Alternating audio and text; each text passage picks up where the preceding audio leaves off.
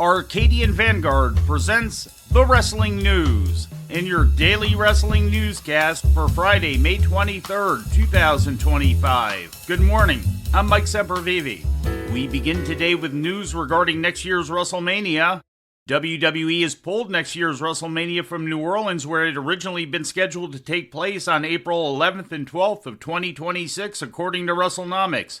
WWE later confirmed the report to select sources.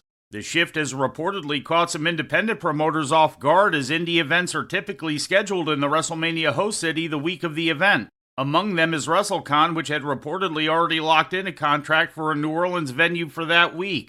There is no official confirmation on where the new location for WrestleMania 42 might be. In ratings news, AEW Dynamite drew a viewership of 575,000 at TBS on Wednesday night, according to WrestleNomics. That's a drop of more than 15% from last week's audience of 682,000. The rating in the 18 to 49-year-old demographic was a .15, also down from last week's rating of .17. Last Tuesday's episode of NXT drew 697,000 viewers to the CW, according to Programming Insider. That's an increase from last week's audience of 664,000.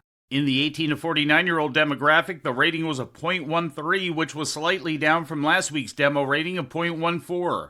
All Elite Wrestling presented the Double or Nothing Go Home edition of Collision last night on TBS and Max, featuring matches taped on Wednesday at the Event Center in Rio Rancho, New Mexico. In the main event, Commander and Speedball Mike Bailey defeated Rush and Dralistico. After the match, Bailey had a confrontation with Kazuchika Okada, with Bailey coming out on top to end the show. In the opening segment, FTR brawled with Nigel McGuinness and Daniel Garcia during a contract signing for their match at Double or Nothing. In a match featuring CMLL luchadors, Místico, Templario, and Máscara Dorada defeated Volador Jr., Magnus, and Rugido. TBS champion Mercedes Moné was in action, retaining her title against Reina Isis. In other results, Josh Alexander beat A.R. Fox. Adam Cole and Kyle O'Reilly squashed Zach Gibson and James Drake. Kyle Fletcher topped Jay Lethal, and the team of Konosuke Takeshita and Roppongi Vice defeated the Outrunners and Bandito. TNA Wrestling presented Impact last night on Access TV and TNA Plus, featuring matches taped on May 2nd in Irvine, California. In the main event, TNA World Champion Joe Hendry and Elijah defeated Moose and Brian Myers when Elijah pinned Myers. Frankie Kazarian attacked Hendry after the match until Elijah hit him with his guitar. Santino Marella and daughter Ariana Grace had an in-ring debate with Robert Stone and Victoria Crawford. Tessa Blanchard interrupted the debate but was put through a table by Masha Slamovich. Danny Luna and Jody Threat were attacked by Heather and Ash by Elegance following Luna and Threat's win over Viperous and Maserati. In other results, First Class beat Mike Santana and Sami Callihan. Eddie Edwards squashed Jake Painter. The Aztec Warriors topped the Northern Armory, and Mustafa Ali topped Ace Austin in the opener. Turning to Japan, New Japan Pro Wrestling presented the 8th night of the Best of the Super Juniors tournament yesterday in Osaka.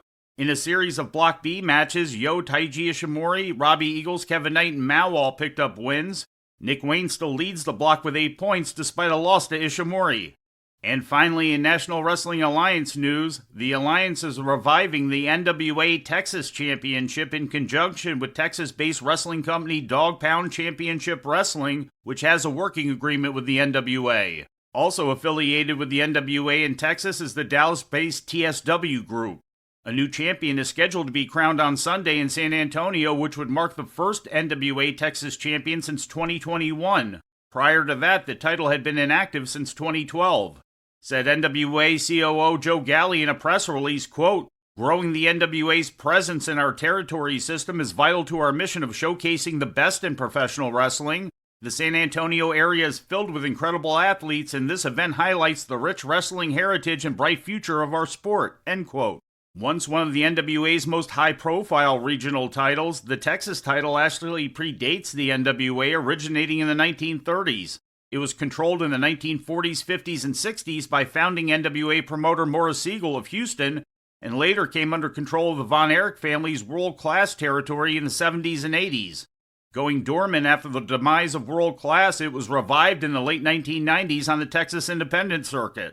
Past holders of the title include the likes of Lou Thez, Buddy Rogers, Bruiser Brody, as well as Fritz, David, and Kevin Von Erich. And before we leave you today, we'd like to remind you that however you consume your content, You can find the wrestling news 24 hours a day and 7 days a week across social media. On Twitter, follow us at Wrestling News AV. Our Facebook page is also Wrestling News AV. The Wrestling News can also be found on the Arcadian Vanguard YouTube page. And for those who utilize Amazon Echo devices, just tell Alexa to play the Wrestling News podcast. And remember to make sure you add podcast at the end. Once again, for daily updates, breaking news, and more, follow the Wrestling News across social media. And that's the news for today. If anything happens, we will be here to tell you about it. No clickbait, no paywall, just the Wrestling News. The Wrestling News is a division of Arcadian Vanguard, and the Wrestling Newscast is a production of the Arcadian Vanguard Podcast Network.